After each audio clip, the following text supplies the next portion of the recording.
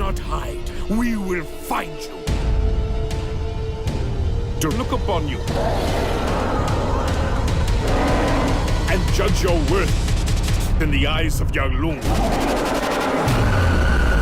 Far Cry 4's Valley of the Yetis DLC is the latest title to carry on a long and noble tradition in games. Find a mythical creature, possibly one of the last of its kind, and fill it full of bullets. To be fair though, these Yetis are a nasty bunch with a taste for human flesh and ties to a malevolent demon-worshipping cult, so they kind of have it coming.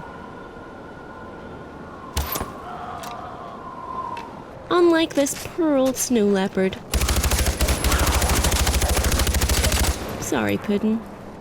Part of Far Cry 4's Season Pass and available from next week, Valley of the Yetis sees the main game's protagonist, AJ Gale, crash land in a mysterious, secluded, snowy landscape.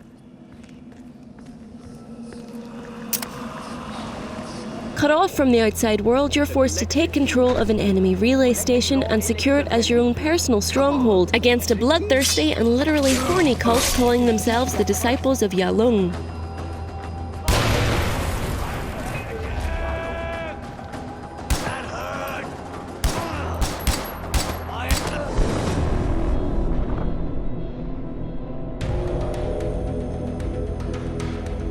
It's an interesting spin on Far Cry's now familiar system of capturing multiple outposts and never bothering to return to half of them.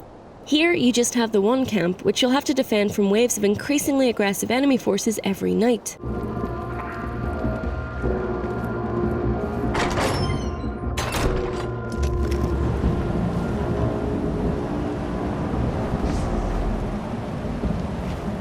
We're attacking the station from the north!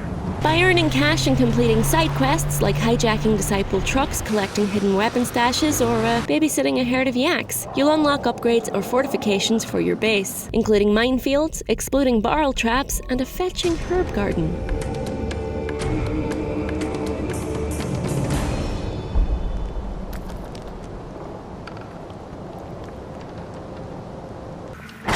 We spent 3 days and nights here in the early stages of the DLC campaign, and our stay was memorable, to say the least. We are attacking the station from the north! Set those barricades on fire! Send in the flame seekers!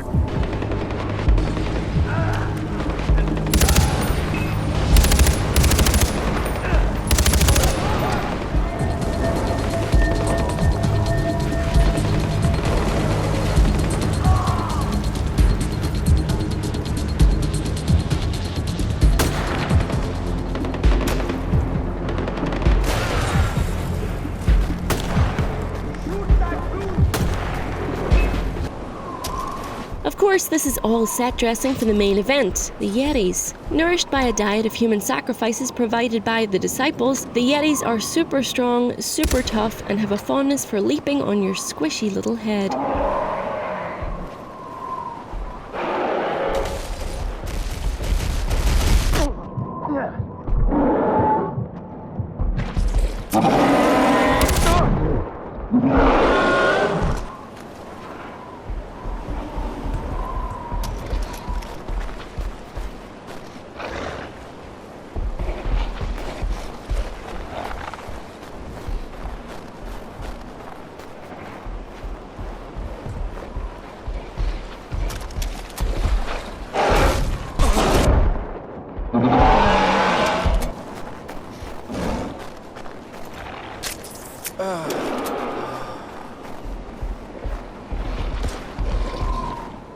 Happily though, they do seem flammable, so setting them on fire or shooting them in the head seems to stun them just long enough to give you a tactical advantage.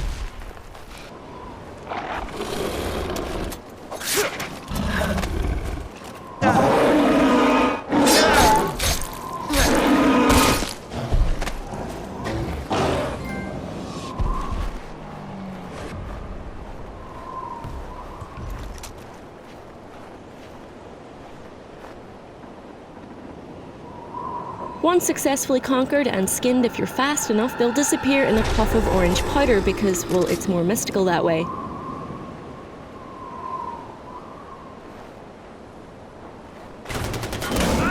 Their speed and aggression makes them pretty tough to tackle alone, so it's probably a good call to take a friend along, seeing as the Valley of the Yetis is all playable in co-op as well as single player. The Valley of the Yetis will definitely please fans of Far Cry 4 that felt like they didn't get enough opportunity to explore the more extreme ice and snow-covered areas of the Himalayas in the main game's campaign. And it seems like the valley has a more open design that'll mean getting around on your wingsuit will be a little easier and a lot more enjoyable.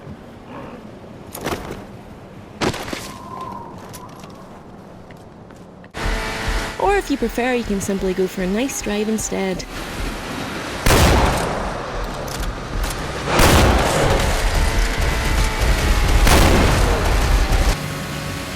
We haven't played the entire DLC campaign, but it seems like Valley of the Yetis will offer a decent chunk of new gameplay for adventurers who have polished off the main game and are still hungry for more Karat.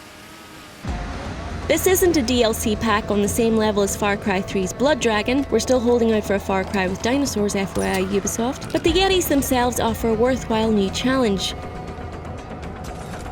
And the view ain't half bad either.